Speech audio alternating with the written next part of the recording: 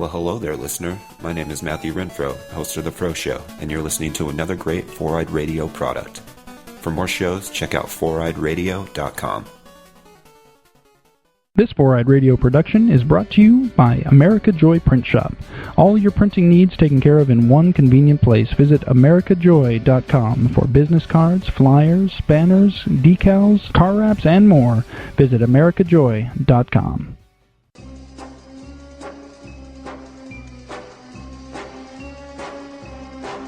Bond. James Bond. Shaken, not stirred. Utter one more syllable and I'll have you killed. I thought Christmas only comes once a year. For your eyes only, darling.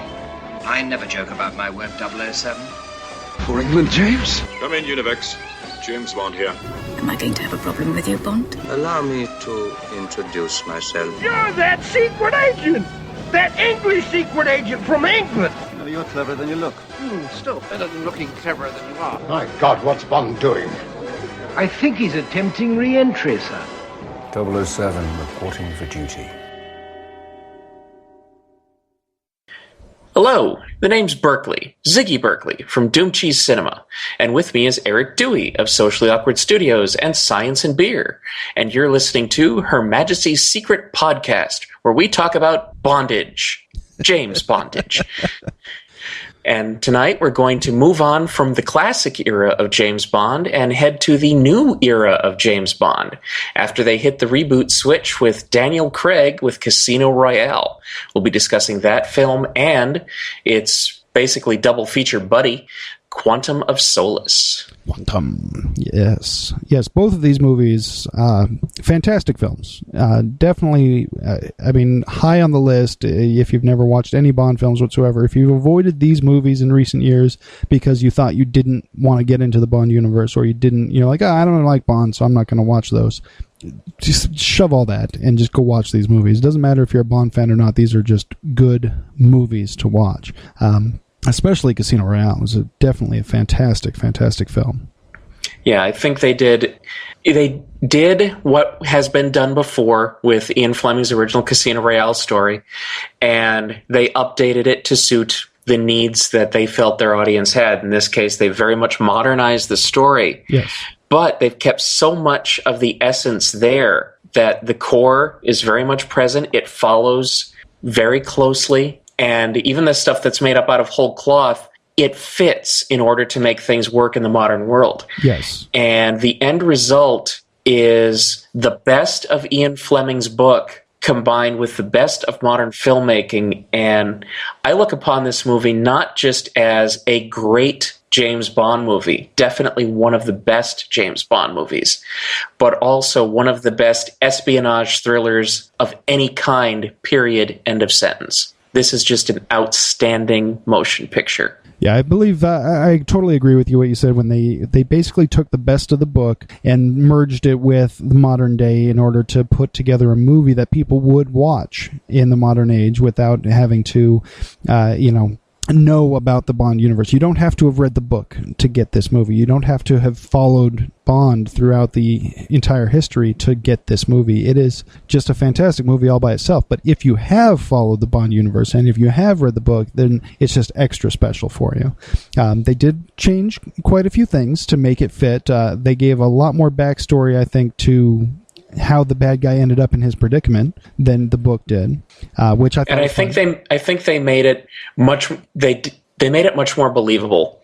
Yes, of course, because when Ian Fleming wrote the novel for Casino Royale, the excuse that he gave for Le Chiffre losing all of his money was very much rooted in a specific historical event that actually a lot of people who weren't in France at the time would have no idea it ever happened. Yeah, no, I think they did a fantastic job not only of introducing us to the Bond character in that way, but also tying that all into the movie and giving us a reason that this bad guy is doing what he's doing without it being, some crazy over the top, just, it happened before we picked up the film, don't worry about it. So that part of the change I thought was great. I thought it was well done, and I totally approve of. The one big change that they made that I don't approve of personally even though I love poker, and I've played many different varieties of poker, including Texas Hold'em, of course, when it became so popular, it was hard to find a 7-card stud table anymore because everybody was playing Hold'em. 7-card stud being my preferred game if I get my druthers. But the fact that they changed it from a Baccarat game to a poker game simply because that's what more people would associate with. I understand why they did it. I'm not saying that, but I would have preferred to see it all played out over Baccarat. See, given that they gave this movie a modern feel, I think that the change was completely appropriate. And it didn't rub me the wrong way at all, even though when I'd first heard that they were going to do this before the movie came out, I'd kind of had my misgivings. But then thinking it over and seeing how it played out, I completely understand. Well, they definitely did it well. I'm not saying that it came off cheesy in any way, shape, or form, because it was very well done, very well written, and very well acted as well. So it never came off as being just a cheesy, hey, we're going to pander to the poker crowd that's popular right now. But I still would have personally, just as a Bond fan, would have preferred to see them playing Baccarat. However, my counter to that is if you had, then the movie would have been cut by about 20 minutes.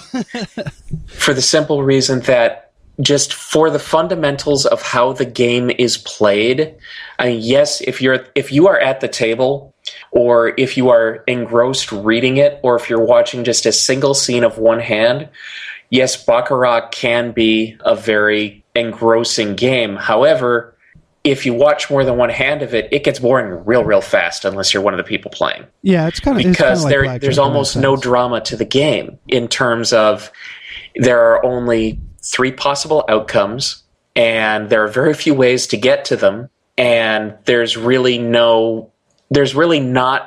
some, but not as much, playing the player across from you. It's much more a matter of being a real game of chance. Now, of course, as with any gambling, there is psychology involved, but not nearly as much as you will find in a game of Texas Hold'em. I'm not saying that Texas Hold'em is a better game. Each game has its merits. Each game is really cool.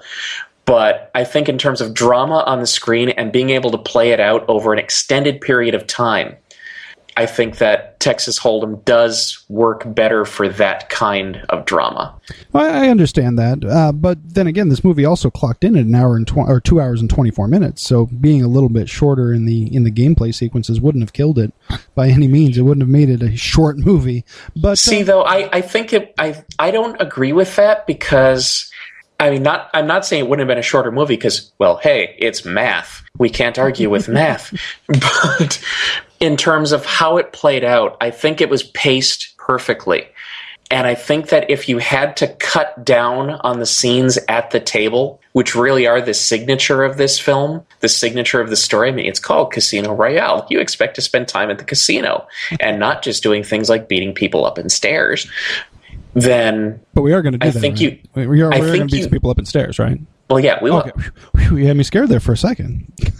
But just in terms of for what's supposed to be the signature linchpin of what this whole movie is about, what everything else that happens revolves around, I think you need that extra time to balance everything else. I can understand that point of view. I don't know. It's just kind of one of those little things to me. It's weird because I hear this from people who don't play poker all the time, who are like, oh, everybody's all big on poker now because it became popular, blah, blah. And I'm like, no, I have been a fan of the game for much longer than the general populace has been aware of any of this.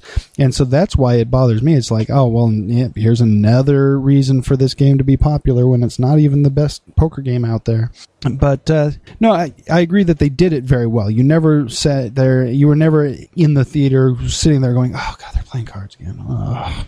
No, it was never like that. Everything was very well done. So, though I will say, just to throw a bone here, that this both eliminates one of the major problems we had with the original Casino Royale, as in with card sets Jimmy Bond. The lesson. And yet visits it just a little bit, because you don't have just the extreme exposition of how to play the game. It's just generally assumed that people understand what the basic hands of poker are and can figure out how the hands work without being told. But the one of the few problems I have with this movie, and I have to nitpick to find anything wrong with it, is it bothered me that they went out of their way to, look, he's showing off his tell right now. It's a tell. Holy shit, he's bluffing. Yo, he's bluffing. It's Hey, everybody. Hey, this guy's bluffing.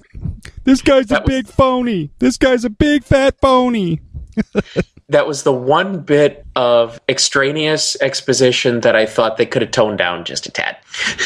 Yeah, but on the other hand, they worked that into the storyline. He had to have a reason to suspect Mathis of something later on, and so he that did. gave him the reason. And I think they still could have done that, but without having it be like, okay, we pointed out once, we're going to point out again. We're going to point out again. And for the really dense people or the people with weak bladders who have been peeing for the last 10 minutes, we're going to tell you one more time. Yeah, they did go a little bit overboard in making sure we knew. The one time would have been enough, but that part did have to be in there just to move that part of the story along, because he had to have that reason. That was the only reason he had to suspect Mathis at that point, was the fact that, wait a minute, he knew that I knew that he knew how I told, Yeah, I don't mind that the plot point was there. It's just the harping on it. That was all. Yes. Okay. At the risk of harping on that. Let's talk about it just a little bit more. No, I totally agree. But that being said, the scenes, even though I personally would have rather seen a different game, the scenes that they did show the poker were very well done. The one exception to that, I hated the way they had in the final hand the dealer moving the cards in and out to form the hands. That's not the way they do it ever, because then you can lose track of whose cards are actually there. They have the cards on the table and they will move them up slightly, but they still remain in that line and the player's cards remain on the table. Yeah, I understand why they did it. I'll accept that as a matter of license for the novice audience. I think it worked out much better than somebody explaining out loud how the hands were formed. That was the only part that bugged me, only because they were fairly accurate in the rest of it. The rest of the actual card playing, mechanics that were going on, which I've seen a lot of TV shows and movies and such, where the actual mechanics of the card game are taking such huge liberties with. It's like, oh God, they wouldn't do. What are they doing? Whereas this one, it was very good all the way through up until that moment. I was like, what is she doing? What? This dealer would be fired. Well, no one's going to tell. No, instead he got a $500,000 tip. Holy jeez. He gave him one of those red planks that we know from the previous betting is $500,000. That's a hell of a tip. Not bad for a night's work. Not at all. I'd deal to a bunch of killers and crooks for that. Hell, why not? It's not like they're going to cause you any trouble. Ooh.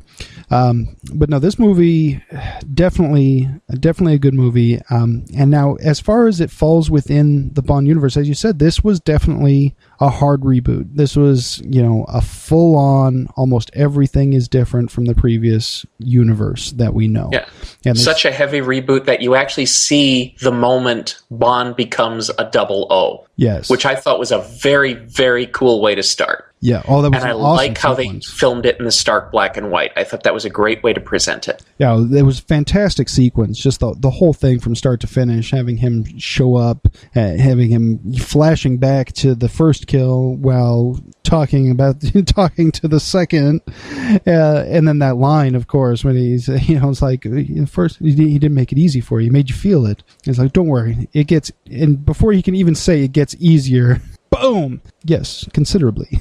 I love that. That was so fantastic. And then how you get to the shot where it's not the gun barrel sequence, but it looks like the gun barrel sequence, except it's in the context of the real scene. Yes. And then we move into the opening credits. And I also really, really like how the opening credits work, and how through the entire movie they play up to, we know we disappointed the living shit out of you with that last movie. So we are going to spend the next 2 hours and change earning your trust. And we are going to make our version of Bond earn your trust and our actor earn your trust. So he can't say, Bond, James Bond for the entire movie until the end when he's earned it. Yeah, the very last line of the film, it's spectacular. It's so necessary at that point. There's also other times when he specifically points out that, no, I'm not any of those other guys. I'm not going to use the same lines that they use. When he goes and orders the martini and the bartender asks him, do you want that shaken or stirred? He says, do I look like a give a damn? Well, but before that, he actually does create the signature drink, which he will later name, and we have come to know and love, and I'm currently drinking, the Vesper. Yes. Which is one of the anachronisms of this and the next film, because in both films, they read word for word Ian Fleming's original recipe for the Vesper. Now, the way that it reads off, I'm paraphrasing, but the way that it reads off is it's 3 measures of gin, Bond prefers Gordon's. 1 measure of vodka, Bond will yell at you if you use potato vodka. You're supposed to use grain vodka. And then you have a half a measure of Quina Lillet, which is not vermouth. They say very specifically. It's actually kind of like a French white wine, almost a dessert wine type. Mm-hmm. Shaken over ice until extremely cold. And if you happen to have a metal shaker, I'll tell you, you shake it about 6 times and your hands just want to drop the thing. It gets cold real fast, folks. Yeah. And then you pour that. Bond originally orders it in a tall champagne glass in the book, though that's not specified in the movies, served over a lemon peel, so not an olive. Now, the anachronism here is in both of these movies, he specifies the Quina Lillet, just like was mentioned in the book. However, Quina Lillet has not been available since 1985. So the modern equivalent for those who are looking to make a Vesper for themselves is Lillet Blanc, which is basically exactly the same thing. And if you can't find it in the white wine section, you will find it in the vermouth section because it is used in just about everything as a vermouth substitute. So this from somebody who spent a long time looking before finding it. I'm gonna have to get some cash together and put these products together and try one myself at some point in the future. But until then, I'll just have to live vicariously through you, and you can tell me how good it is. It is the cleanest martini you will ever have. That's basically how good it is. Sounds delicious. It is. But yeah, so he does order that, and he does specify, in the instructions on how to make it, he specifies that it's shaken, but he doesn't, specifically ask for a martini shaken, not stirred, because he's trying to distance himself from that we've been disappointed with in the last film. Yeah. Then when we get to the point where he says, do I look like I give a damn? That's because he's so frustrated and he's about to kill Le Chiffre, so. Oh, yeah. At that point, he really doesn't give a damn, but I like the fact that they put it in there that the bartender would even ask that, and so we're all like, oh, that's clever. Now, I do want to talk a little bit about the only thing that they did keep from the previous series, Judi Dench's M. And that was such an outstanding choice. Absolutely it was, because she is better than ever in this role. She was great in that role in all the previous films, probably the best part of some of the last ones, but she's fantastic in this, absolutely brilliant in this movie. And the fact that they brought her back, even though this was a hard reboot and they were basically casting off all the previous movies, they chose to bring her back in that role anyway because she was just so damn good. And so I'm really glad that they made that choice as well. And not only that, but they expanded her role, and especially in the next film, which we'll talk about later. But even in this one, they expand her role. She has a lot more screen time than she's had previously. And her relationship with Bond is just one of the linchpins of all of Daniel Craig's movies that we're going to be talking about. Not just today, but in our next episode. It's one of the centerpieces. Mm-hmm. And how it is so different from that of old school Bond and M. Yeah, exactly. It's much more. I would almost call it a maternal relationship. Like I think there's no irony in Bond choosing to use the standard British clipped mum, which can have 2 different meanings in that accent when he talks to her. Yeah, because we know that he is as an orphan. They bring that up, and they keep that true to the original character, but they do bring that up that he is an orphan, and so she is essentially serving in that sort of role, even though she is basically his boss at his job. Their relationship is much more like that than it is of just your normal everyday boss-employee relationship, and it's fantastic to see it played out. And yet it's also very itchy-scratchy. Oh, yeah. Yeah, it's definitely not a happy family type of thing. It's very much a dysfunctional family situation. He's a problem child. But when it comes down to it, she still trusts him to do what's right. And that's what, when it comes right down to it, she kind of gives him the leeway he needs to get things done, even when... Though, even at that, he's got to spend the first act of the movie earning it. Oh, yeah. Because she is almost ready to sack him and has every good reason to. And he basically says, "You're not going to sack me," and walks off before she has a chance. Yeah, Which then brings us back to taking the story. Also, just one more point about how he's earning his stripes, earning his name. I love the lyrics to the song. I think they're some of the most character-appropriate lyrics in the entire series, as far as really speaking to Bond himself and Bond's role in the story that they're talking about, because he still can't call himself Bond. You know who he is. You know his name. And it's basically a psychological profile being put to music. So I really like how they did that, too. It's just the tease. I like how they did that. Yeah, it definitely was just brilliant from start to finish. I mean, both from a standpoint of a movie, just as a movie, just pick it up, put it in, watch it. It's a good movie. From the standpoint of a Bond film, it's a great Bond film. It's got everything you want. It's got the action. It's got the espionage. It's got the drama. It's got everything you want in a Bond film. It doesn't have a ton of the gadgets. It's got a couple, just a few things here or there that get used, but you don't get them overly explained beforehand, which is nice. It's got the girls, it's got everything you would want from a Bond film, so it's great in that respect. And also in the respect of its place within the franchise, where, again, like you said, it's earning back our trust, because the last two films have steadily gone downhill. I don't say steadily, they've cascaded dramatically downhill.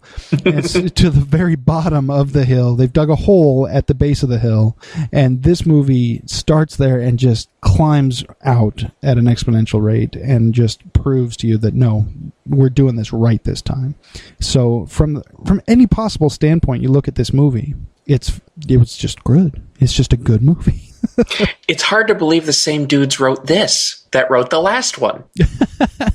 I mean, it's like, okay, we're really, really, really sorry.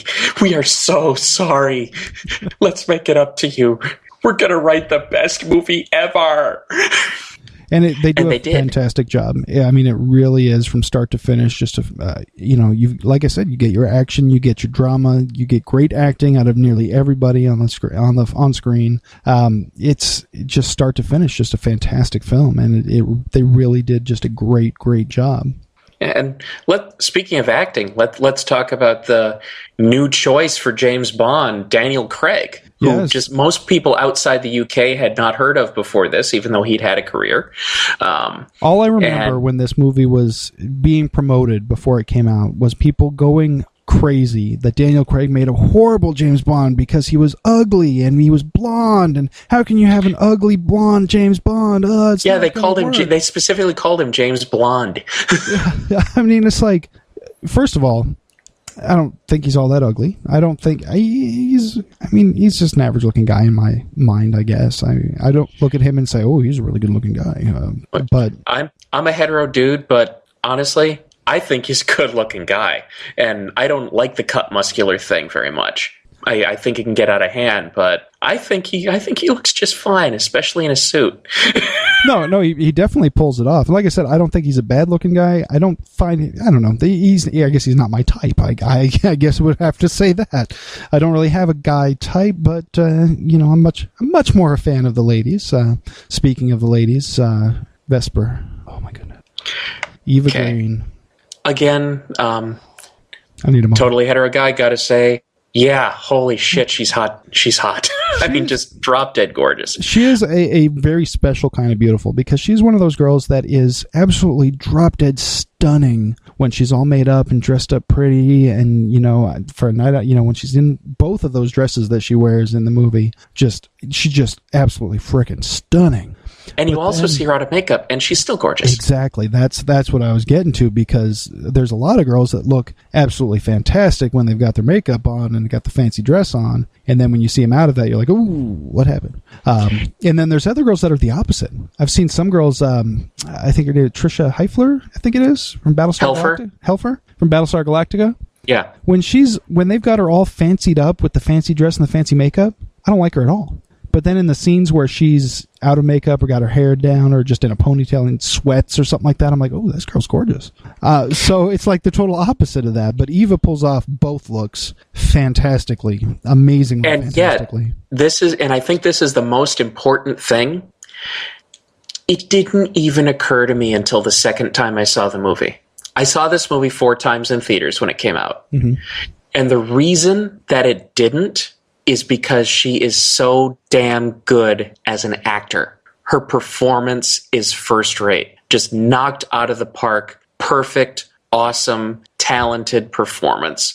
Just meets Bond toe-to-toe every single scene they're in. And even when she's supposed to be the more vulnerable of the characters, she never takes second place on the screen. Mm-hmm. Her performance is just outstanding. Yeah, and she was an amazing actress in this movie. I look forward to seeing some more stuff with her in it, because I don't think that I've seen anything else with her, but seeing her acting in this would definitely make me want to see more. Dark Shadows. You were mentioning that before, and I think I definitely want to check that out. So that'll be I'll be searching for that later. But so absolutely fantastic as Vesper in this movie, and I'm glad they ended it differently than in the book. Though not too differently, but just differently enough. Differently, but yeah, they let Bond be a little bit more attached in the movie than he was in the book. In the book, it was just like, the bitch is dead, and that was it. And you're like, okay, well, he is totally detached from this now, and he can. But here, when he says it, you know he doesn't mean it. Exactly. You get that. And then, of course, it goes on to show him hunting down the people responsible, and the entire next movie is him hunting down the people responsible. So you know that he was definitely attached and still carries that with him, which is fine, because we don't mind seeing a Bond that has human emotions. That's okay. It's okay. And yet it's interesting, because you have the evolution, because at the beginning of the film, it's made very clear that he's pretty much a cold-hearted bastard. And he describes his type of woman as married. Yes, you're not my type. What's that, smart? No, single. And yet, again, because of these fabulous performances, both from Eva Green and from Daniel Craig, plus this wonderful script that adapts the just creepy misogyny that we were talking about a few shows ago for Ian Fleming, and turns it into something much, much more interesting. Yes. And I think a lot deeper. You end up with something that's totally... You can still believe he started out as a cold-hearted bastard, but then he found something that very much spoke to his personality and could make him walk away and make you believe it. Yes. And that's where her performance comes in so strongly, because she actually does pull that off as somebody you believe that she is somebody that he would walk away for. And I think that this is most shown, and I consider this not just one of the best scenes in this film or just one of the best scenes in the entire James Bond franchise, but I would put this as one of the best scenes in any film I have ever seen, period. The shower scene. Yes, when she has just witnessed something that she was unprepared for in, the beating the guys up in the stairwell scene that we were talking about, and she's just freaking out, and he just goes in there and just holds her, just gets in there and is, he just changed. Oh man, he just changed again, and now it's all wet. That guy at the card table say something about this. Take, just one take. Yeah. That's incredible. Wow. Yeah, I didn't know that, but it was very powerful just to see her reaction to the violence, which is something we don't very often see in any type of action or adventure movies. We don't see real human reactions to that sort of violence. All we're dealing with are the bad guys and the good guys, and the good guys are doing what they have to do, and the bad guys are doing what they want to do, and so that's what nobody reacts badly. Nobody gets traumatized by seeing this stuff. But in the real world, if you see something like that, especially if it's the first time, especially if it's that close to you, it's going to affect you. If you're not, the cold-hearted British secret agent, if you're just a normal human being who's caught in the wrong place at the wrong time or whatever. But that scene does show that type of real human emotion that you don't often see. And not just from her, but also from Bond. You can see his armor melting in a very plausible way. Mm-hmm. And the way he just plays it so well, he doesn't try to... In fact, he very much doesn't sexualize it. And I think that's very important. It's just, he's just there in a comforting way.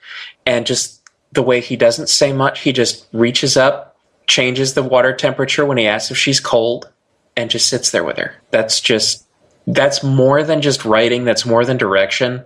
And in fact, Craig had a lot of input as to how the scene was done. Originally, for example, Vesper was supposed to have gotten partially undressed. He's like, she wouldn't have taken the time for that. That's ridiculous. And I think he's right. Yeah. And just this scene is just one of the best character moments in any movie I have ever seen, period.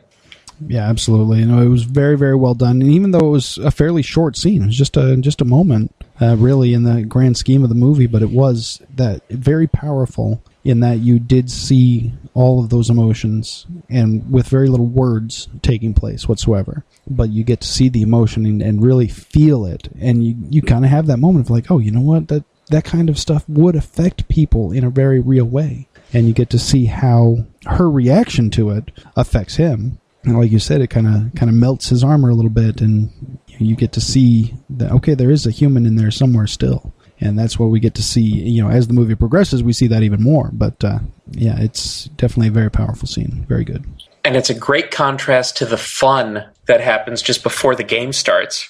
When she's putting on her makeup, he walks into her bathroom and says, hands her a dress, and she's like, what's this? And then he's, well, I need you to look stunning and have them, when you come over and kiss me on the neck, be looking down your neckline and not thinking about me. Mm-hmm. And he's thinking he's all smug, has the upper hand. He walks into his own room and finds lying on his bed a suit. And he goes into her, what's this? There are dinner jackets, and there are dinner jackets. That is the latter.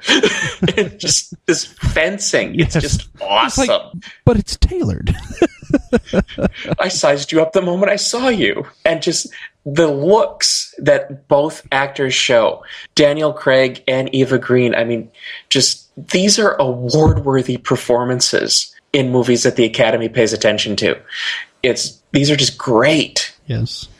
Yeah, it's definitely fantastic filmmaking, just all around. I mean, if you look at it from top to bottom, the writing, the acting, the direction, the lighting, the sound, the music, I mean, basically, like you said, we have to nitpick to find anything at all we don't like about it, and even then, it's mostly just personal preference type stuff that it comes down to, and not really anything that they did wrong that we could say that, oh, they really should have done this and they should have known to do this. No, it's more just like, I would have preferred this. There's actually one thing that I can think of that I have no good explanation for except expediting the plot, and that is going way back toward the early part of the film where, okay, we're past the credits scene now, and we see Bond working in kind of a shithole type assignment where he's watching a snake and mongoose fight with a junior agent trying to sniff out a guy to get information out of him. And, of course, this leads up to a ridiculous parkour chase scene, which... Parkour! I mean, it's really exciting to watch, and this is one of many instances which we have in all of these movies where we just ignore the number of times that both these men should have broken their ankles. And I really like during the course of the scene not just how exciting the action is, but how, okay, you have the bomb maker running like hell doing the full-on parkour thing, and Bond gets to certain points along the way where he's like, oh, fuck this, and he just thinks of something really smart to do instead. I'm not going to jump. I'm going to make the scissor lift take me all the way down. Whack! Hydraulics, down I go. It works very nicely. But the part that I'm going to nitpick is, okay, he goes into the embassy, wreaks havoc, which I think he's smarter than that. But that's the part that's personal preference. The part that I can't reconcile in my head is, how did they ever identify him as a British agent for the whole media kerfuffle? His face never showed up on camera. They only got a shot of the back of his head, and he escaped. So how did they know he was a British agent? I never really thought about that deeply. That is the only story nitpick I have in this entire movie in terms of playing continuity cop. Oh. That's something. Did they show whether or not the other agent got away? I wonder if maybe they got the other agent and that's how they knew that they were British. The other agent never followed. Oh, that's it was right. only Bond in on the chase. That's right. So he never would have ended up over there at the embassy. He was still back at wherever they were. Now I can understand. M knows what went on. Yeah. And the thing is, you could have made it into the plot where you have a headline that just talks about some mystery dude, and M knows who it is, and she wants to run him out down the carpet. But, of course, they had to identify him as a British agent so she can get reamed out by her boss. And but because you have to identify him as the British agent, I don't see how they do that. So I think it was just done to add that little extra bit of, we can't trust Bond just yet. It's a minor thing. Easy to overlook. I'm happy to overlook it. But since we're being fair, you've heard my 2 nitpicks of the entire movie. I found nothing else wrong with it. Otherwise, it's awesome. It's fantastic. No, definitely a fantastic movie. It's definitely one that I highly recommend to people, regardless of whether you're a Bond fan or not. Again, this is just a great movie from start to finish. It's fantastically well done. Everything about it, just great. Just a great movie. Yeah, and going back to the acting, throwing up more props, Giancarlo Giannini is just outstanding as Mathis. Yes. I mean, his performance, I would call it delightful. He plays him with such a, okay, I'm just going to go on with my pretentious terminology here. He plays it with such a joie de vivre. I mean, he's just so amused at himself every time he does something clever. Like when they first meet him, yeah, you might have had some problems with the chief of police. He was too expensive to bribe. And then chief of police gets arrested behind him, so it was much cheaper to convince his underling that we were bribing him. It's amazing what you can do with Photoshop. Yeah, the Mathis character is fantastic. I'm very glad that they decided to bring that character in, even though the character had been in some of the previous books, but not ever used in any of the films. So yeah. I'm glad they decided to bring the character in. It was a great use. I'm also glad they brought Felix back as well. Or I guess this would technically be his first appearance in this new universe, but the fact that they brought that character back instead of bringing in, who do we have? Jack Wade in the... Oh, God! So we get some CIA action without having to deal with Jack Wade. So that's good news. And it's plausible that the way that it's done, and I also really, really like Jeffrey Wright's understated approach to the character. Yes. Exactly the opposite of the obnoxious ass that we've been seeing for half the portrayals of Felix Leiter and all the portrayals of Jack Wade, of course. Yes.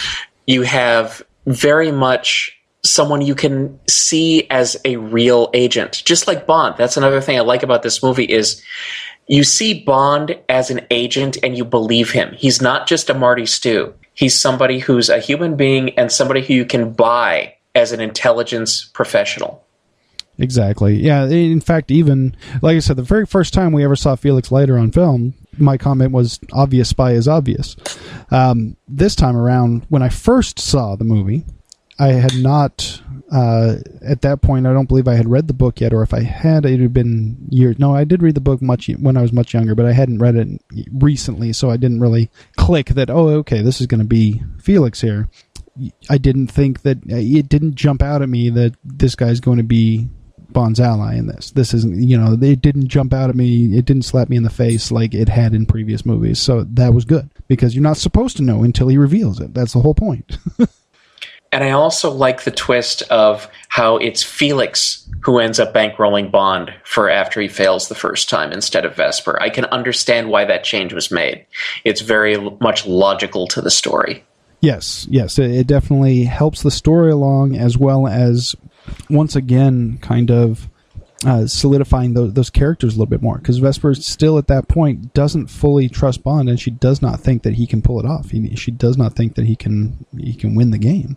And then, of course, we figure out another ulterior motive she may have had as well. Yes. She doesn't want him to win the game, or does she?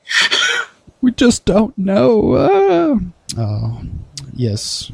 But, so definitely great performances all around, great writing. The little one-liners and quips are there without being cheesy and obtrusive. You get them, you get the little quips and quirks here and there, but they fit. That it's not obnoxious. It's not in your face like, haha, we're making a joke right now. Laugh, dang it.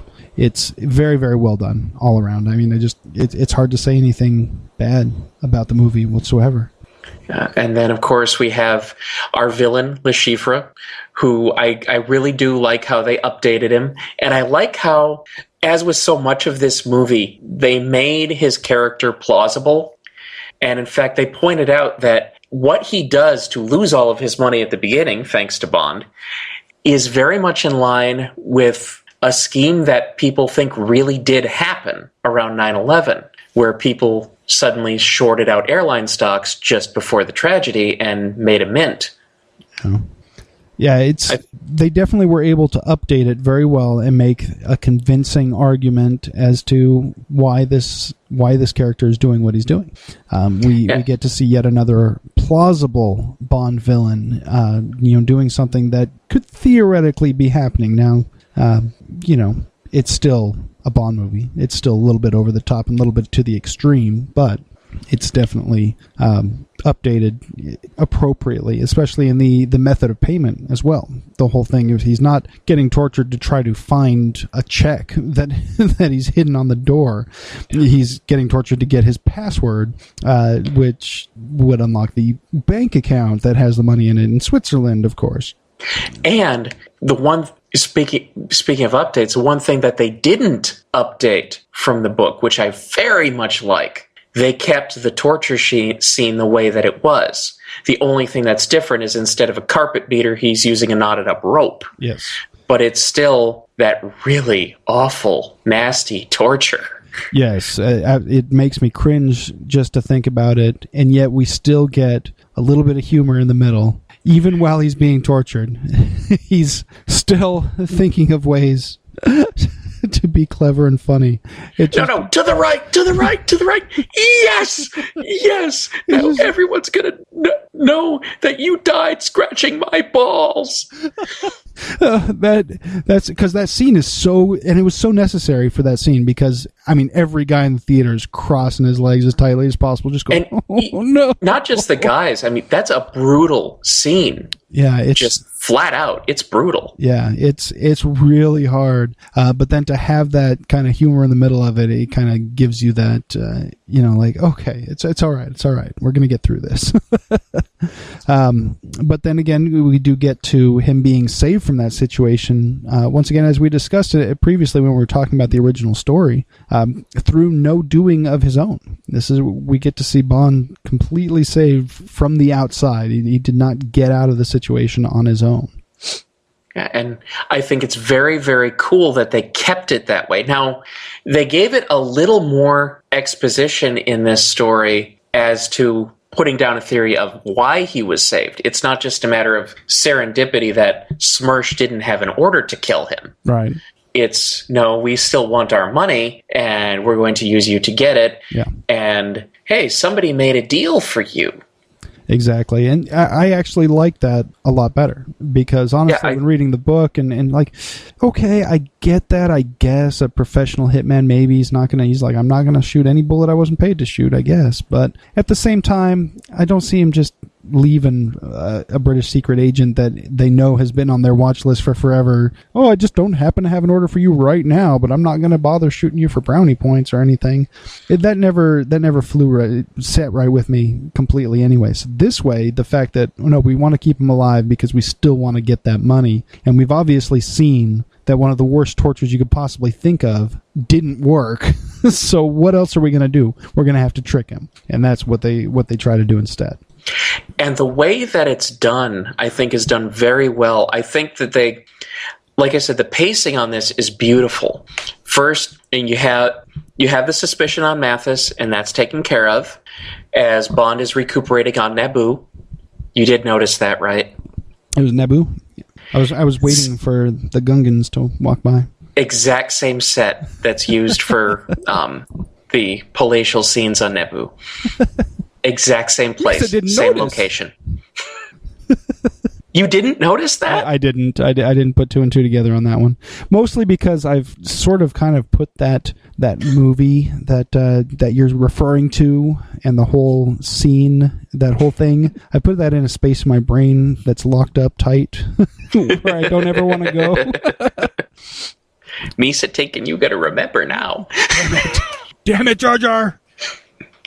But but also how the romance aspect finally buds in a very, very realistic way, because you had it so that they didn't really have the romance before. It was still, okay, we're going to learn to tolerate each other, then we're going to learn to like each other and help each other in times of need, and now the romance thing can happen and make sense. And they make it happen naturally. They give you time to let it savor so it doesn't look like it just happened, but they also don't belabor it, which I think it also works well. They give it just the right amount of timing on all sides. Yeah, I think it was definitely much more believable. It wasn't one of those situations where you had a girl who's like, no, okay. It was, no, maybe, okay. It wasn't an instant turnaround. There was definitely a real reason for her to change her mind, not just like, okay, well, I said no X number of times, but he's Bond, so I'm going to do what I'm going to do. It was very realistic, and we know that traumatic events will bring people together like that. When people are in close proximity during traumatic events, they will latch onto each other. So it's very realistic in that sense. So I totally agree. It definitely played out in a way that you could believe. Even if then on the other hand, you have to look at it as that she was kind of playing him that whole time too. So on the same hand, you wonder how much of it was real for her. I mean, you kind of see at the end there that she's definitely very, very torn at that point. So I actually think it's very real, and I think the part that I think it's torn, but she's torn apart at having to do this because now she's in the exact same boat she thought she was in before, where she has to do something she doesn't want to do to save her lover. I think she's very much in love with Bond. I think it was very much a mutual thing. I think this is Tracy 1.0, honestly. Yeah, it's definitely, and it's beautifully acted because you can see both sides of it. You can see, on the one hand, you can look at it and say, okay, yeah, she did come around just in time, to play him to get the code or to get the money. At the other hand, you could also see it that it would make sense for her to fall for him then. So on both hands, it makes sense, and it does leave you kind of wondering, was it real or was it for, or was her real love still for this other guy? And that's what you're supposed to feel. So it's done exactly the way they wanted to do it. So I think it's just fantastically done. Yeah, and the fact that they changed the way she meets her end, I think it makes more sense. I think it also strengthens her character by leaps and bounds because it just plays more it's more of an active choice as opposed to a passive giving up. Mm-hmm. And I think that's important for anyone who was going to be seen as really having been something for Bond. And yet I think it's also important that even though in the context that we see it here, he's trying to convince himself, the line had to stay. The bitch is dead. The line absolutely had to stay there. Yes. I'm glad that it was there, but I'm glad that it wasn't the final line in the movie as it was the final line in the book. Yes. Because I'd like to see the more human Bond still trying to chase down his love's killers, and, still showing that feeling while still going back into, James Bond mode, but with a little something extra. And I personally love that. Yeah, it's like we've been saying all along. It's the adaptations, the tweaks made to the story to bring it up to modern standards and to really make these characters much more human, much deeper. Just outstanding. And while we're on the subject of Bond and the ladies, what's your count? See, let's see here. I believe, if I'm not mistaken, I was thinking it was just the one. That is my count as well, because he didn't actually go for it with the first woman he met at the casino. Yeah. Because he got interrupted and ended up flying to Miami to go see Body Worlds. Yeah, he would have. He definitely would have, but he didn't because he had work to do. And I think that was a very, very nice setup and scene, by the way, where you have the character of Dimitrios betting his car, which happens to be a 1964 Aston Martin DB5. Funny that. Bond winning. And then I love when the car drives up, the girl's getting in, she sees, oh, so that's why he was so pissed, and is about to leave. He convinces her to get in with him and then says, we'll drive to my place. He speeds around the roundabout and parks exactly where he just left. That's just awesomely funny, subtle in terms of it's not smacking in the face with a mallet humor, but it is funny as hell. I especially just love so well played. I especially love that the valet just played along. Just welcome back, sir. Like he knew what was going to happen all along, or just welcome back. Or just figures, I'm going to get a hell of a tip, so I'm going to earn it. Oh no, that was definitely a fantastic scene, and I like the fact that we see that Bond. Okay, yes, he is the smooth talking womanizer. He can get into bed with just about any woman he wants to, but when it comes right down to it, work comes first. He's not going to delay getting his job done to get some freaky action on with the married woman there. But he did leave her with some nice champagne and caviar, so that's nice of him. Oh, yeah. And I also like, and this is a very subtle thing I expect nobody to get, the character of Dimitrios, I am pretty sure is an allusion to an old piece of film noir that almost no one has ever heard of, called The Mask of Dimitrios, starring Peter Lorre and Sidney Greenstreet. And it's about a guy who basically charms his way around. Basically a character very much like the Dimitrios we see in this movie. And I just find it a very nice reference. I just think that's very cool. I hope it was deliberate. I like to think that it was, because I like to think that most screenwriters that I've ever talked to are very much cinephiles and aware of these little things. So if it wasn't, wow, great coincidence. But otherwise, very nicely done. And if you ever get to see The Mask of Dimitrios, by the way, I highly recommend it. It has never been released to proper Blu-ray or anything like that. However, Ted Turner takes it out of his library once every 2 years for walks. So if you ever notice that, make sure you're in the park that day. I'll have to hunt that down. I'm sure it's out there somewhere. It's a big internet out there, folks. I'm sure you can find it. If you find a legitimate way to watch that movie at an easy way to purchase that movie somewhere, drop us a line over on facebook.com/HerMajesty'sPod or on our Twitter page at HerMajesty'sPod. And you can also email me at ziggy@doomcheese.com. You can also find me on Twitter at doomcheese. And you can email me at eric@hermajestiespod.com. All kinds of ways for you to get to us. We're flexible. Talk to us, please. We love you. Yeah, this is fantastic. Fantastic movie. Want to talk a little bit about the car. We get to see the fancy car, not just the Aston Martin that he wins, of course, which doesn't have any of Q's refinements to it whatsoever because it wasn't a Bond car until he won it in a poker game. But the actual DBS that he had, which, from what I understand, they didn't actually have any made at the time of filming. So I believe that it was a prototype that he was allowed to drive. Yeah, they were using modified prototypes in order to film this, and I believe they destroyed a couple of them, if I'm not mistaken. Not nearly as many as in the previous movie, or they destroyed, what do we say, 8 or 9 of them, I think was the total. Yeah, well, it's a Bond flick. What do you want? They killed a few cars in that one, but they didn't kill nearly as many in this one, but they still did some damage, including that crash scene, which evidently it's the had the record for the most number of rolls filmed for an action sequence. It was just an amazing crash. Wow. That I did not know. Yeah, I picked that. What was I watching? It was something. It was one of the 50th anniversary specials they were running for Bond. I believe it was. I want to say it was a Top Gear thing that they were doing, because it was specifically about the cars. It was specifically about the cars of Bond over the 50 years, and it was before Skyfall came out. I'll have to find it, and I'll shoot you a link, because I know it's out there somewhere, and it was a very interesting watch. Very fun watch, too, because it wasn't a full Top Gear thing, but it was I came across it because it was hosted by Richard Hammond. So that's why I was watching it. Cool. I think that's what was going on. But that scene, that car crash was absolutely fantastic.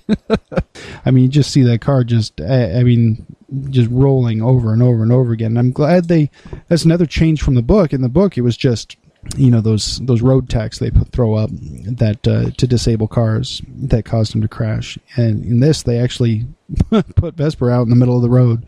And he swerves. Yeah, that was kind of scary. But yeah. No, it was very well done. I try not to think because he got after them pretty fast. They got her out of the car in a hurry in order to do that. But I'll let that one go. That's just such a minor nitpick. I don't even think about it.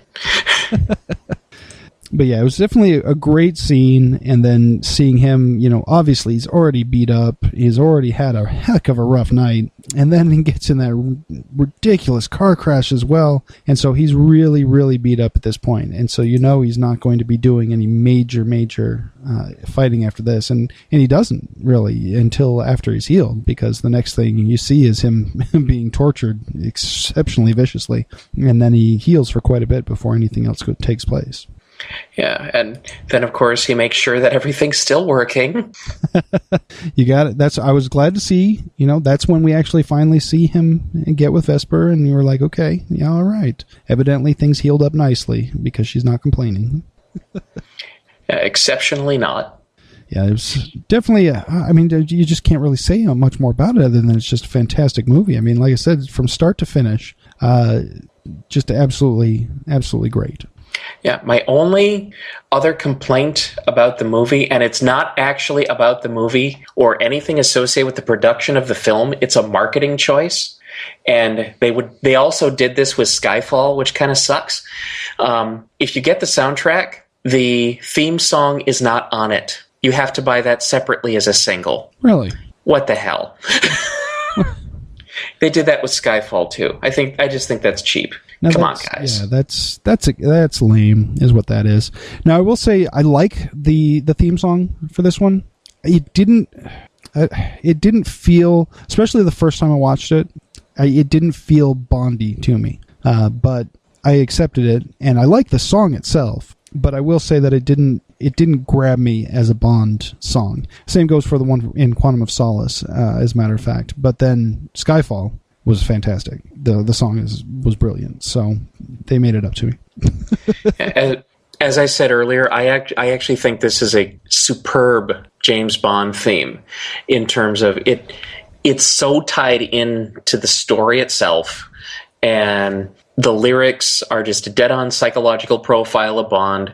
The fact of how they titled it and the refrain they chose, "You Know My Name," it's again part of the, we understand we have to earn your trust back. So he's James Bond, his name, but we're going to show some restraint here until we've taken you on this fantastic ride all the way through. And then finally, at the very, very end, he can finally say, Bond, James Bond, and mean it. Yes. And by that point, you almost had forgotten that you hadn't heard that until he said it, and you realize, well, that's the first time we've heard that, because it has grabbed you. It hasn't had to be in your face. Hey, look, this is a Bond movie. They've just done a fantastic job of making a movie. And then at the end, they can tie it all together and wrap a bow on it and say, here you go. You forgive us for that last one, right? Yeah, I definitely did. For me, well. This is just one of the, like I mentioned, not only one of the best James Bond movies, but one of the best espionage thrillers of any kind at all, period. Just outstanding film. Yes, like I said, from start to finish, great movie, great Bond film, great film within the franchise as its placement, just great all around. Go watch it. If you haven't watched it and you're listening to this, we probably ruined it for you, but go watch it anyway, because it's great. It's fantastic. Yeah, you just have to. And you might as well make it a double feature with our next film, Quantum of Solace, because even though it was originally intended to be much more of a standalone film, because of an impending writer's strike, they had to make a lot of changes just before production and on the fly, which made this much more tied to Casino Royale than they'd originally intended. It was supposed to contain some sequel elements, but not to be nearly as much of a direct sequel as it is. And I think it is a direct sequel to the point where I barely consider it a standalone film, because so much of it will not make sense unless you have seen Casino Royale. Yeah, it is very true. They do a lot of throwbacks to Casino Royale, and if you haven't watched it, then you will be left wondering. I mean, I think you can watch it on its own and still get it for the most part, but it is much more of a tie-in movie, much less of a standalone than Casino Royale was by itself, for sure. With that said, my most recent viewing of it, which was just this morning actually, I seem to like this movie more each time I watch it. However, my opinion that it's not really a standalone without the understandings of Casino Royale still gets reinforced every time. Yes. But with that said, it's very interesting the directions that they chose to go, whether from original intent or from making it as up as they had to handle a studio situation, because, and this has always vexed me, after having an original run where they could make James Bond movies every single year during the start of the Sean Connery era, James Bond has been delayed by financial and legal trouble so many times that I think Eon was gun shy, and they were like, okay, we have to make the next one within just 2 years, or if we don't, people are going to wonder again, and we cannot afford to have that happen. Right. And I totally get that. I actually kind of wish that they would squeeze these closer together like this, with no more than 2 years in between. Because I want Daniel Craig to have as long a career as Bond as possible. Yes. And I don't think there's any reason to have so much room in between, honestly. Definitely not. I mean, I know that with the new effects and with all everything that they're putting together, it is probably going to take more than 1 year between films, but it shouldn't take more than 2. And what are they waiting for? Are they waiting a year to see how it does before they even start production on the other ones? I mean, it's guaranteed money. Come on. Even the worst James Bond movies have made money. They have been profitable, every single one of them, even the garbage. So it's like, you're going to make some money. Now, I don't want them to rush something out and thus make another garbage movie. So I will give them their 2 years. Take your 2 years. Take it. But you don't need any more than that. You really don't. Yeah, you don't need 4. Yeah, exactly. But yeah, this one came out only 2 years after Casino Royale, so we didn't have to wait too long. But like you said, it did seem like a little bit of a rush job. But like you also said, I also enjoy this movie more each time I watch it again. This last time I watched it just a few days ago, I had gone into it thinking, oh yeah, this was the bastard child of Casino Royale. This is the version of the Daniel Craig Bond. And then I watched it and I was like, no, actually this was pretty good. It was a good movie. It wasn't as good as Casino Royale, no, but it was definitely a very good movie. And yeah, especially if you already watched Casino Royale, definitely watch Quantum of Solace as well. Yeah, and the closer you watch Quantum of Solace to having just watched Casino Royale, the better it's going to play. Yes. I watched it within a couple hours of each other, and it was fantastic.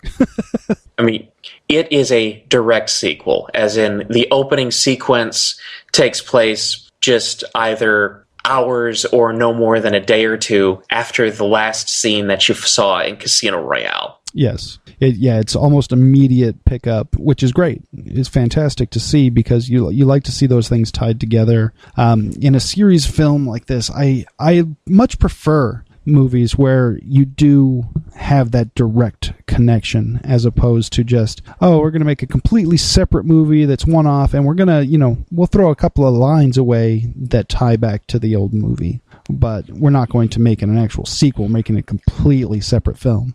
And I actually like that it's tied back a little bit. I like that it tied back, but I also don't want it to get into a trap where, okay, if I saw the first one but didn't see the second one, okay, screw the entire series, because now I have to watch them all in a row and I don't have time for this. This is why I barely watch regular fictional television anymore, because there's no such thing as just watching an episode here or there. Yeah, and the episodic type of television program has kind of gone by the wayside. I'm kind of two minds about that as well, because I do enjoy shows that you can just pick up any one episode and watch. I always look back at Star Trek as a great example. Star Trek, the original series, and The Next Generation were both very episodic. You could watch.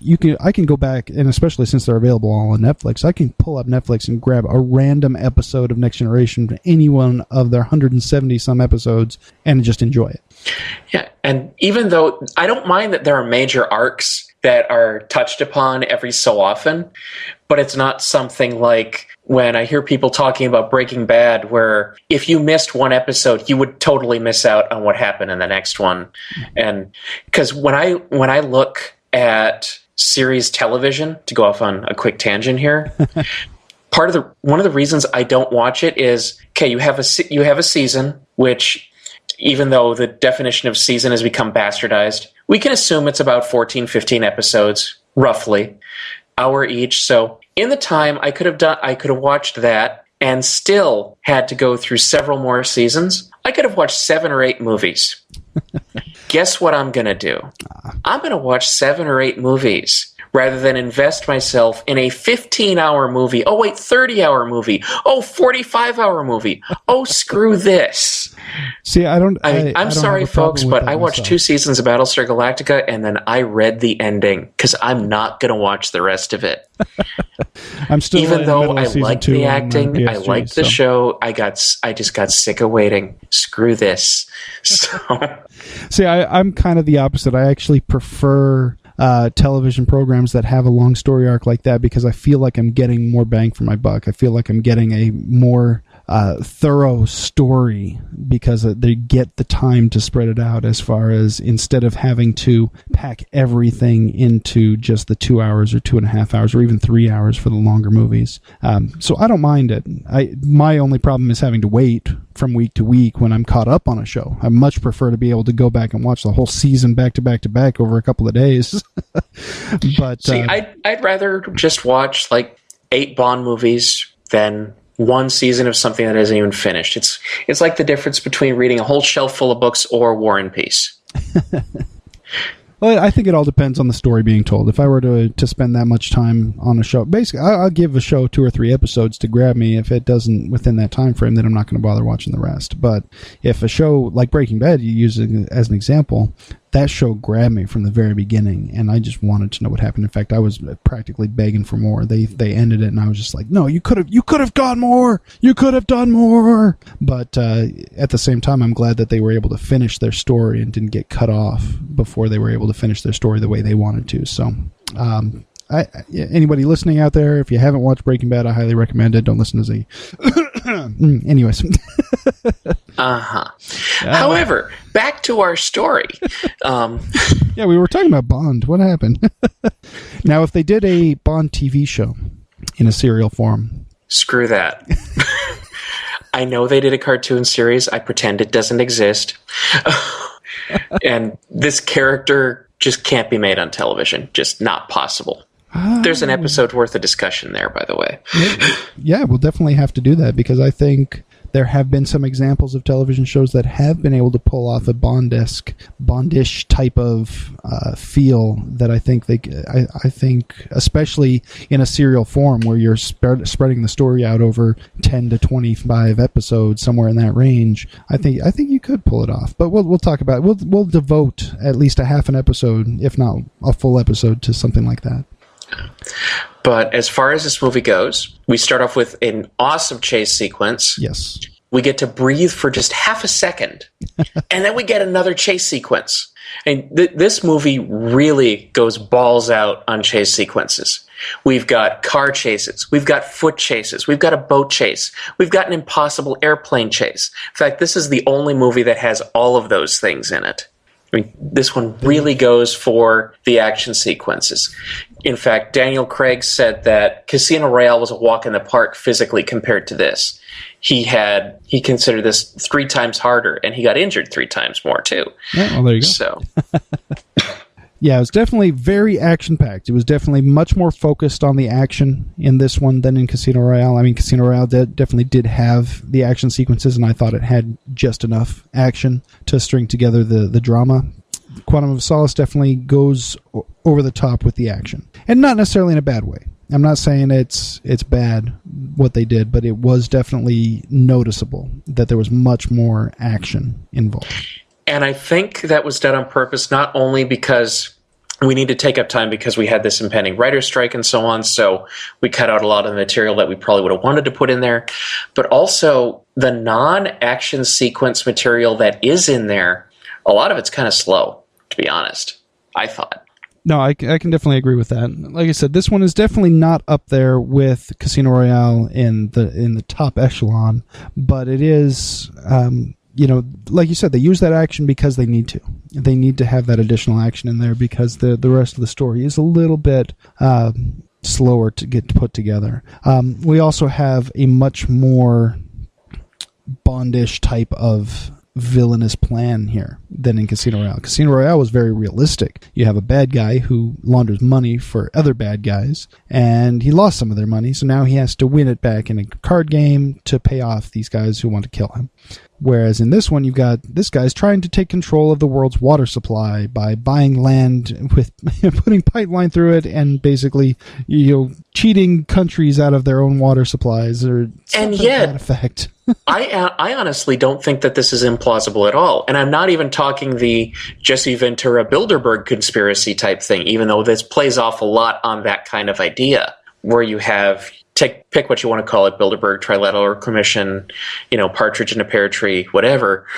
Of course, we all, as Bond fans, think of it as Spectre, the Next Generation. Yes. We just can't use that term. So they call it quantum. I'm waiting for them to spell something out with quantum.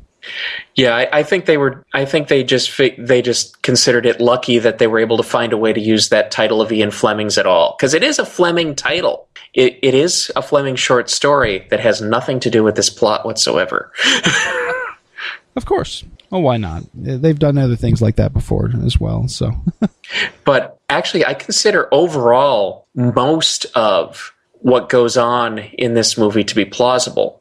I'm not saying it's likely, but it's still plausible. Do I think there's actually that Bilderberg-type conspiracy going on? Probably not. But could it happen? Sure.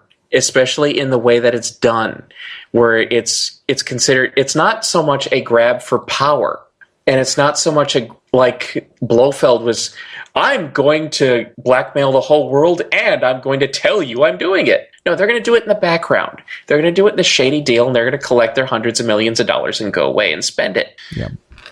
And I also found it interesting that we're not looking at the, South American country of Santa Bullshit or Mandoras or something. This is a real country they've chosen, Bolivia, which shocked the hell out of me that they actually picked a real country for something like this. Because it's one thing to pick the Soviet Union for a Cold War story, or I'll even go with the Korea thing for Die Another Day in terms of picking a real country. Right. But normally when you get something like this, I mean, like in License to Kill, everybody knew it was Panama, but no, we had to call it Isthmus. Whereas here, no, it's Bolivia. It's just an interesting choice to me. And I also like how the CIA are basically the villains. Again, what American is not going to believe this? I mean, the rest of the world sure as hell does. Yeah, it's definitely... I don't know. It's one of those things that I don't think of it as extremely plausible. Somewhat plausible, yes, but definitely far more over the top than in Casino Royale. Being that the part of the plot where he's trying to earn money back because he lost somebody else's money. That how he lost the money, that's a little extreme, but still within the realm of possibility. This one, well, sure, because they figured out that somebody did something like that. They just at least haven't publicly said who. Yeah. Exactly. So they do know that these type of things happen. Somebody gets word of something and somebody says, oh, how can I make that financially beneficial to me? Instead of, warning people, how can I make that financially beneficial to me?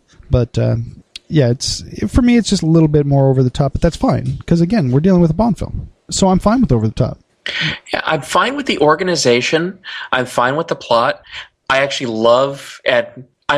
honestly, folks, I'm not a conspiracy theorist. But just in terms of storytelling, I love how they made the CIA the bad guys. It works. And frankly, I like how they kind of overplay it, where you have Felix's sleazy boss being the guy with the douchey dude bro mustache, so you just want to hate him even more. Like, dude, the 70s called. They want their porn mustache back. What the heck, man? Definitely have that. I like that. But the one thing, what I don't like are our two major villains, because while Dominic Green is probably the most plausible you could possibly think of in terms of, okay, if somebody were part of an organization like this, because we want to carefully note he's not the head of the organization, nor was Mr. White the head of the organization. We never get to meet him. There were rumors that that we were going to meet him at the end of this movie and have him played by Al Pacino, but that never happened. I'm not making this up, I swear. Would we have had to say hello to his little friend? Or his little Persian cat, who knows? But I think it's very plausible for somebody like this to be this kind of villain, as in just your ordinary middle upper management jack-off type character. Right. But damn, he's totally unsatisfying as a Bond villain. I mean, it's like Bond fighting a wet towel. And in fact, Matthew Malarick asked, can I have some kind of distinguishing characteristics? Can I be some kind of badass? And Mark Forster, the director, said, no. We want you to be as ordinary as possible. We want you to be, as realistic as we can make you. And I respect that as a story choice, but as an action choice, God, it sucks. Yeah, it does make for kind of a letdown in the villain department. I mean, I was going to say that about this film. We don't really get, other than the organization of Quantum itself, we don't get that one singular ultra villain. We deal with Green, we deal with White. I don't know when. And then the other guy we get, General Medrano. I honestly, I would like to see that character archetype go away. Yeah. I mean, oh great, another fat ass South Central American dictator who's into rape. Yeah. How cool? Not. Yeah. Just very, very. I mean, yeah, sure, you hate him from the very beginning. You're supposed to. Exactly. But this is just such an overdone character. Yeah, it's that in your I face. think Bond can do better than this. Yeah, I totally agree. I mean, I think they threw that in there not so much for him to be a villain to Bond, but for him to be a villain to the girl. And I didn't think that was necessarily necessary to push the plot along. I think that to me felt almost added in. Like, I understand where they were going with it, and I understand how they added it in, and they didn't do it poorly, but it felt like it almost didn't even need to be there. Like, that part of it was almost superfluous. I agree with you. It just didn't feel right. It felt out of place.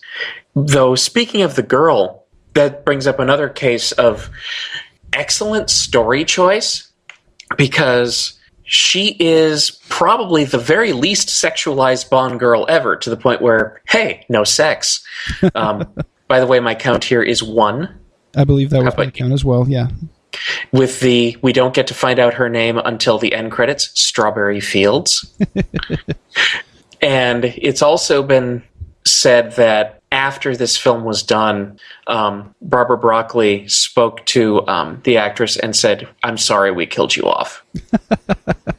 And I have to agree, because I would have loved to have seen her come back. I think she could have been very interesting, evolving into not the film version, mind. I want to make this very clear, but the book version of Mary Goodnight, who was Bond's personal secretary. I think that would have been a very interesting evolution for this character. It would have been. Although we do have to mention the way they killed her off in this film. It's very reminiscent of another Bond girl death scene, if I recall correctly. A nice little nod to Goldfinger, just oil instead of gold, and just like with the Aston Martin in the previous film, you get the nod to what came before, but it's not the, here, I'm going to hit you over the head repeatedly with a Nerf bat. Exactly. Like you had in Die Another Day. It's just, here you go. It's there. You like it? Cool. You don't? Move on. We're not gonna belabor the point. Exactly. I think that was very nicely done. Shoved down your throat. It was placed there. If you've seen Goldfinger, you got it,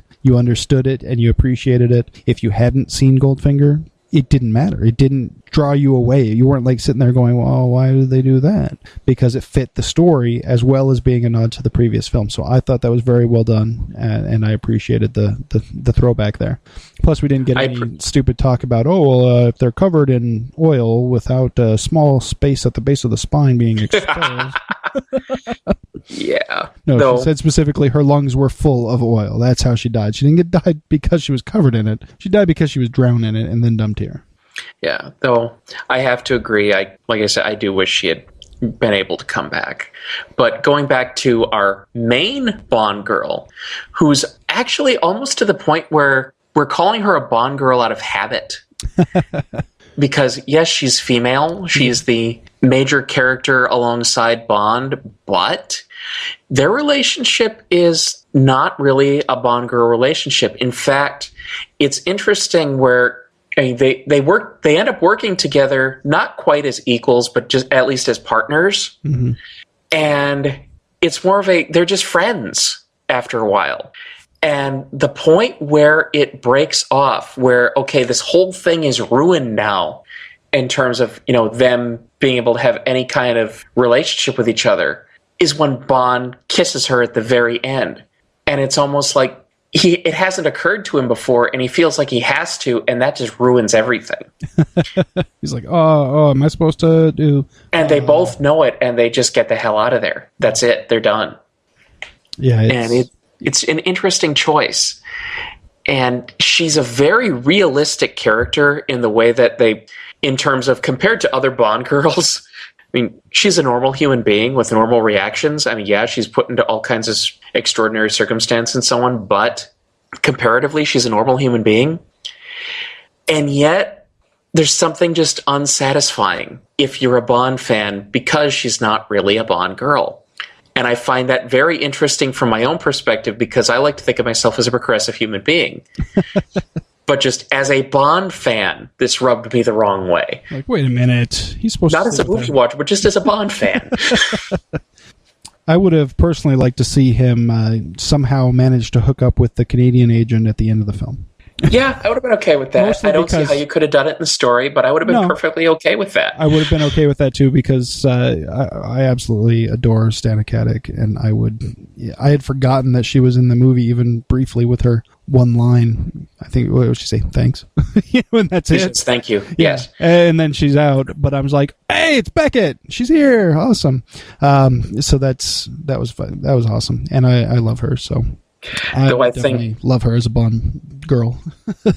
So I think once again, our very best female performance in this movie is Judi Dench. Absolutely. Once again, she puts on a clinic in front of everybody else. It's just absolutely amazing to see. And her role expands even more. And her play with Daniel Craig, just the way they play off each other as actors, it's just phenomenal to watch their relationship. The way that they make their characters work together. It's just their chemistry is outstanding. Yeah, it definitely is. The back and forth that they have, as well as the connection that they obviously have. You really get that chemistry that you rarely see outside of, perceived sexual relationships in movies. You really get a sense that there's real chemistry between the people. Not in a sexual way, of course, but just a real human connection. And that portrays so well on film as well. So it is definitely wonderful to watch. Yeah, this is just great stuff. And it makes me almost kind of glad that there was this impending writer's strike, because even though I'm sure it would have been a decent film, whatever they were going to make otherwise. I like what they did here in terms of story, even though I kind of felt left out in terms of a Bond movie in the classical sense for moments at a time. Because yes, you have the great character stuff, which is fine. You have these kick-ass action scenes that we were talking about earlier. And yet in between, there are times where just the pacing falls off really badly. And I didn't feel this any more than I did at what is supposed to be our climactic battle at the end.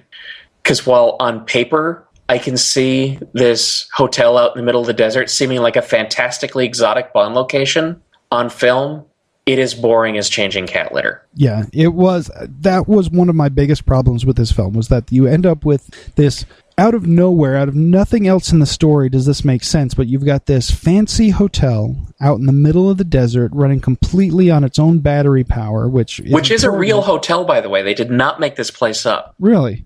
Really? I would not go to this hotel. I would not either. I mean, well, maybe it has to do with the fact that I live in a desert already. I'm certainly not going to go vacation even further out in a desert. See, I wouldn't live in a desert, even though I hate snow. I'm in the big city, so there's air conditioning everywhere. It's all good. But, I would not go to a place where the only thing was the hotel. What's the point of the vacation? The point of a vacation is not supposed to be just the hotel. The hotel, for me, when I go on vacation, the hotel is just a place to sleep at night. Even the all-inclusives, I mean, there's more shit to do than just go to the hotel. Exactly. So this would be boring as heck for me. I would not go. And yeah, it does seem the same thing, because not only do we see just this hotel is out in the middle of nowhere, but also the storyline evidently is that this small group of people has chartered the entire hotel for the weekend or whatever the time frame it is. So the only person we see besides the actual characters in the film is the one employee who's there only so that they have somebody for the bad Bolivian guy to try to rape. Basically that's the only reason she's even there in the story.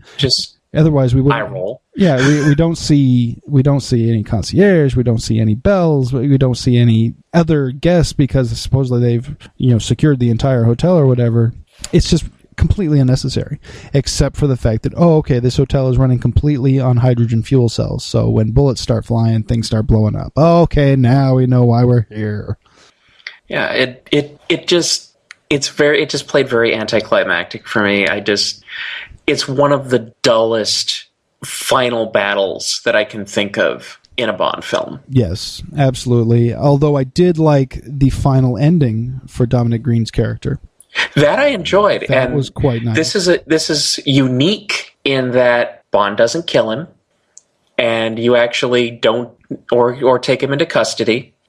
It's just, and granted it happens off screen, but his own guys do him in. Yeah, it's basically just, I'm going to leave you out here in the middle of the desert, miles and miles away from anything, and here, let me give you this can of oil. For when you feel like you just can't go any further, go ahead and drink this. And evidently that didn't kill him, because he drank the oil, and then his guy shot him anyway. Yeah, though it was very nice justice that happened, though it's both interesting and disappointing. Okay, that before Bond let him off, he found out everything he wanted to know from him. Mm-hmm. But you as the audience never find out what that is, ever. And you figure that part of it was how to find the dude who set Vesper up to begin with, who is now trying to set up this Canadian intelligence officer. Yeah. But that can't be all Bond was asking for. It had to be more about Quantum. You don't find out. Maybe we'll find out in another movie. They intentionally didn't have that happen in the next movie, but that's our next episode. But it's just rather unsatisfying. It's like a hole that this movie leaves behind after an already crappy climax. Yeah, I like what he did to Green, but like you said, it should have led somewhere else. Like, you feel like there should have either been more to this movie having to do with Quantum, or that there should have been a a definite presence of quantum in the next film, and there wasn't. So you're kind of left like, okay, well, what happened? Did Bond get? Are they just going to do a little footnote? Oh, by the way, all the information that that Green gave Bond, they were able to completely dismantle quantum, and it was completely gone and eradicated before Skyfall happened. So that's why it was never mentioned. Just FYI. It has been suggested that there was another scene that was supposed to happen at the end where Bond finds Mr. White again and kills him. Allegedly, that was even supposed to be an extra on the Blu-ray. Guess what? I just watched the Blu-ray. It's not. At least not that I could find. It's super hidden. Maybe it's in the middle of another featurette somewhere, but it's not included as a scene by itself. I'll say that much. But either way, even that would have been satisfying because, again, we know Mr. White's not the head of it all. Right. He's just another cog. He's a smarter cog than the other two we ran into, but he's a cog. Maybe they're just waiting. They're trying to get everything settled so they can use Blofeld again. And we're going to see Blofeld as the leader of Quantum. I'm kidding. Somehow I don't think that'll really happen. Though Kevin McClory is dead. So... Well, they've also got a ton of money they could throw. I mean, if they wanted the rights to that, I'm sure they could pay the right people the right amounts to make it happen. I'm sure it could happen. I wouldn't want it to. Honestly, I like the reboot, and I like the fact that, you know what, that part of the Bond history is done and over with. We don't need to revisit it. We're fine with the new thing. But then when you create a whole new bad guy for us to look for and then don't use it, then we're like, wait a minute. Yeah. Though one other thing that did satisfy, polar opposite of what we were just talking about, yes, is bringing back Mathis. Yes. And exploring that a little further and both resolving it and leaving it unresolved. I think that was very, very well done. And what I mean by possibly leaving it unresolved is, of course, you have Mathis having been tortured and found innocent, and so they gave him a villa saying, okay, we're sorry, which his girlfriend points out for him. But sorry about your fingernails. Here's a house. At the same time, as you go further on and Bond and Mathis are talking, not only does this build up the character of Bond more, and of course Mathis as well, and just really explore just how messed up Bond got with what happened with Vesper. And I really like that that continued so deeply here.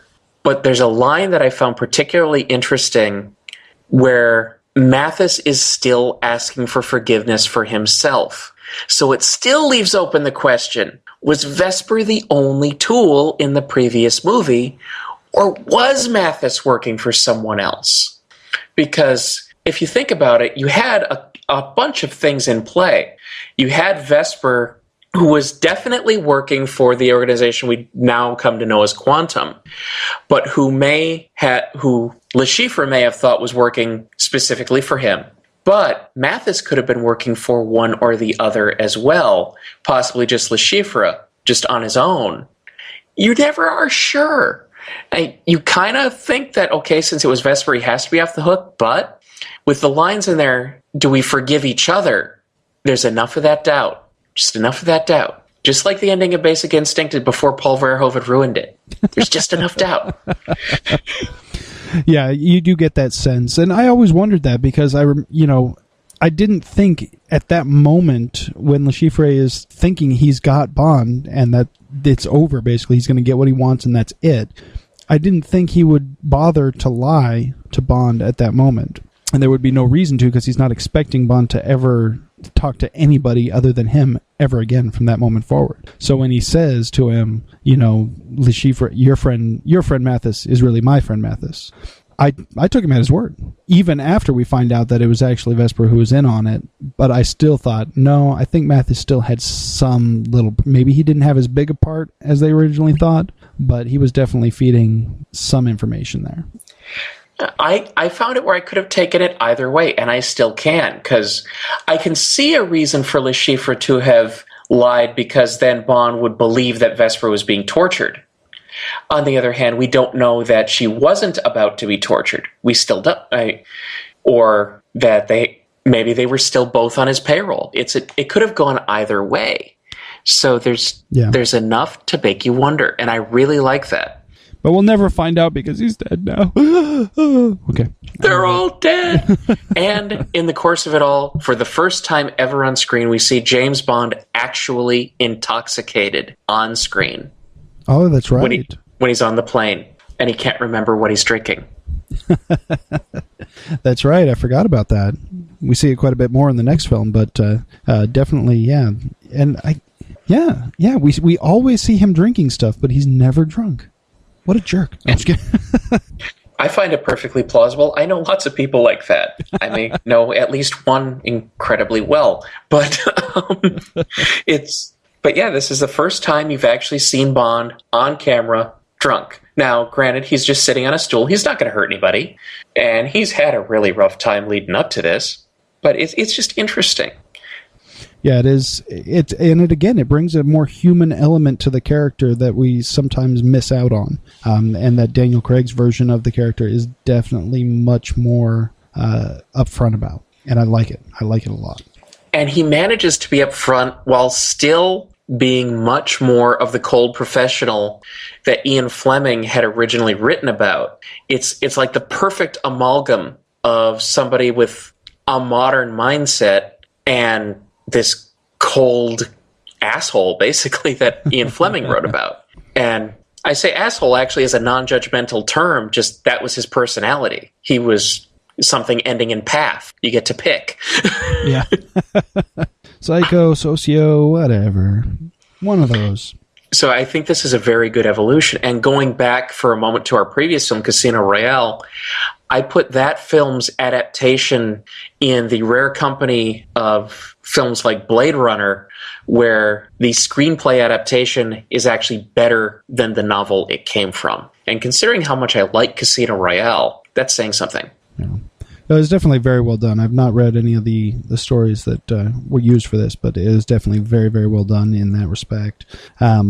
Again, it's a very good movie. It's not a bad movie at all. We're picking on it mostly because we're comparing it directly to Casino Royale, which was so good that everything else kind of pales to it. At that point, Quantum does feel like a redheaded stepchild, and it's definitely not flawless because it does have the uneven pacing and the ho-hum villainy and the really odd Bond girl. And yet, if there wasn't this richness to set it up against, if this was just a movie that had come out on its own and we were somehow in a universe where this is not the Bond you're looking for, you don't know who James Bond is, we'd be saying, yeah, this is a really good movie. Yeah, no, it's definitely a good quality film. It's just not as good as Casino Royale, but it's definitely a good companion piece to Casino Royale. I highly recommend watching both of them. I highly recommend watching both of them back to back if you can. If you have the time, sit down and watch both of them as a double feature, like you said, and you'll definitely get the most out of Quantum of Solace by having just watched Casino Royale. And you'll also get the most out of both movies if you enjoy them while drinking a Vesper. I say this from experience. I eventually, cleanest martini you'll ever drink. I eventually must try this somehow, some way. Maybe I wonder if I went to like a fancy bar somewhere, if they'd be able to, if they'd have the necessary. Well, to make one speaking popular. For myself and for some well-traveled friends that I have, amongst all of us, we have so far found only a few bartenders who, if you walk up to them and say, make me a Vesper, unless it's specifically a martini bar, that know what you're talking about. Mm-hmm. In fact, I have one friend, very good friend, one of the coolest people I know. She was on vacation in Las Vegas. Figured if anyone's going to know how to make a Vesper, it's a bartender in Vegas. Had no idea what the hell she was talking about. She was so pissed she went to another bar. Now, if you go to a straight-up martini bar, I think you have a much better chance. Yeah. So give that a shot. I don't know if I'll have to check and see if we've even got any of those around. Just expect to pay some money for it. Yeah, I don't expect it to be cheap, but I do expect it to be a little bit less expensive than buying all of the stuff myself. That's the downside. I would say yes, because you do not want to make this with just rail quality. You want to make this with actual decent booze.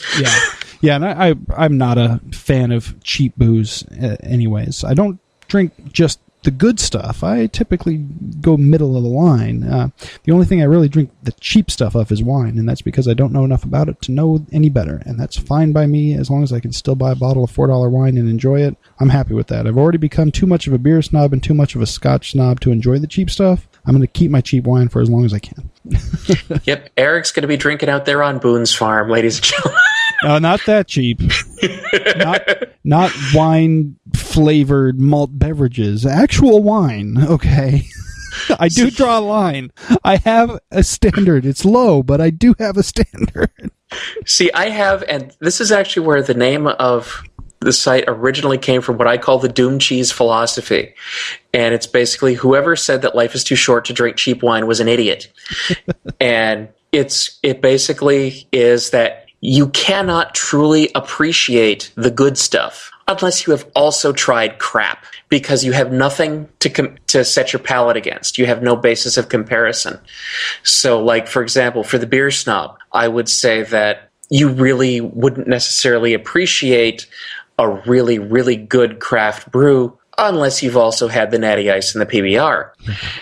And like Chianti and Mad Dog 2020. Or, in contrast, as I've found, you may not ever realize that most Dom Perignon is actually overpriced swill unless you've tried the reasonably priced Brut. Or, I would personally suggest German Sekt, which is German version of Champagne. Technically a sparkling wine, of course, because it's not made in the Champagne region. Yeah. A good German Sekt, I would pit up against Dom Perignon any day. Much, much cheaper. Yeah, definitely. I've never had Dom, but I have had some decent champagnes and some decent champagne-style sparkling wines, which were very good, and none of them high expense items either. So, but I've also had Mad Dog 2020 back in the day, but I wouldn't buy it now. That's for sure. I know better now. See, I'm still at a point where, just to remind myself, I could drop that $2.50. I'm not saying I would finish the bottle, but I could drop the $2.50 just to have a few sips.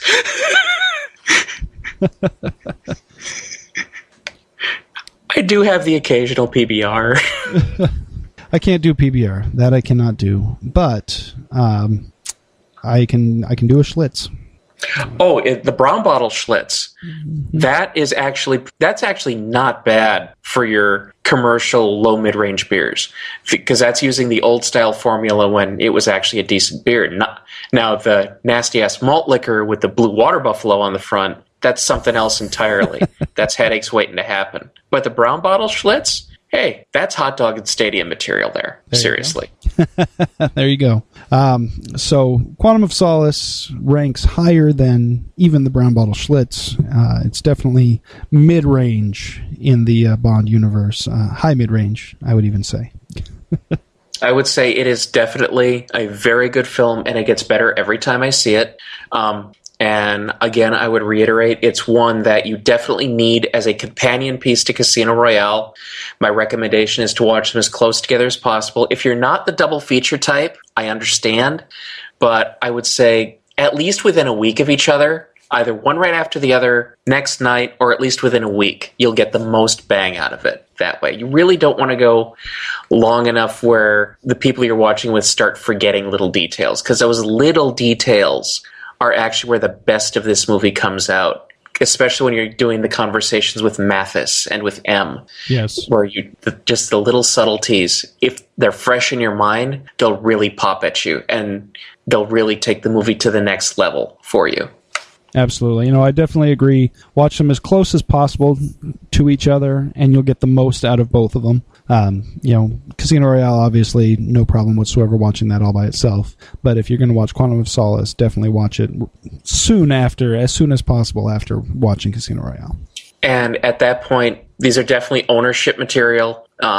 Even if you're not the type of person like I am who owns all of them, if you're just going to own a few, I would say that Casino Royale definitely needs to be owned, and you might as well get Quantum of Solace as a companion piece, especially because, folks, you can find the Blu-ray for $5, okay?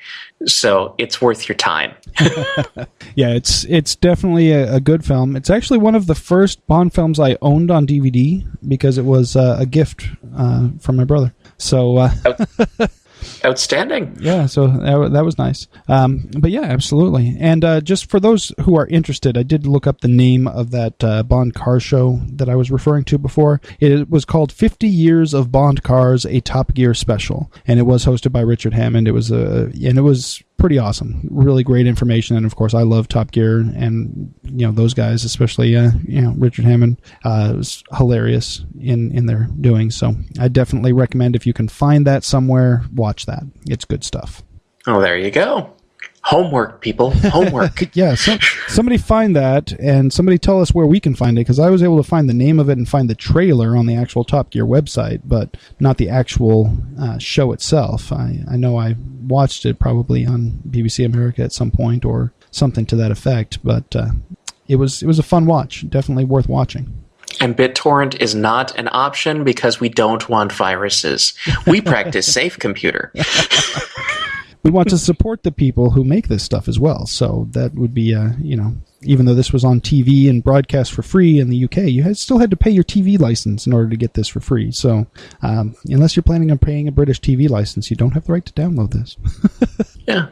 So there, we've done our good publicity deed for the day. That makes up for encouraging all of you to drink. And which we, of course, don't do if you are under the legal age in your municipality. There, we're covered. Hooray!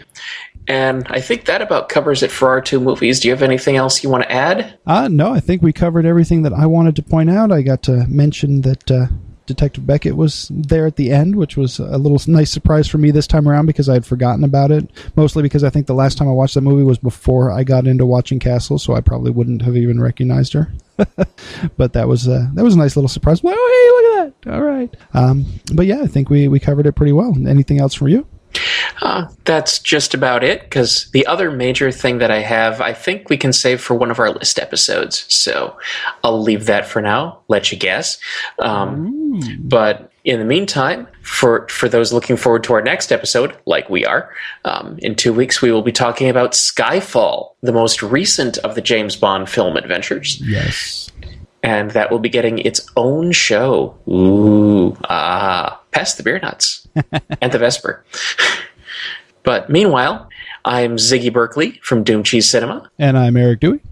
And you have been listening to Bondage. No, you've been listening to Her Majesty's Secret Podcast, where we've been discussing Casino Royale and Quantum of Solace, only on The Fern. Check out more shows at foureyedradio.com. Hi, this is Jeff from the 12A Podcast. Thanks for listening. If you enjoyed this show, please make sure to check out more on foureyedradio.com.